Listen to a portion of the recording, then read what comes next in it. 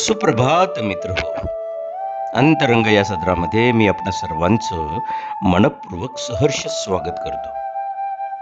बऱ्याचदा अनुभव हा आपला गुरु असतो आणि अनुभवासारखा श्रेष्ठ गुरु या जगात कोणताच नसतो. असं म्हणतात मित्रांनो की अनुभव घ्यायला लाखो पुस्तके लागत नाहीत, पण लाखो पुस्तके लिहायला मात्र अनुभव हा लागतोच.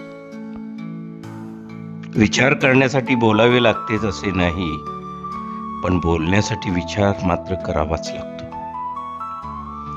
काम करण्यासाठी नाव लागतेच असंही नाही, पण नाव करण्यासाठी मात्र कामच करावे लागते.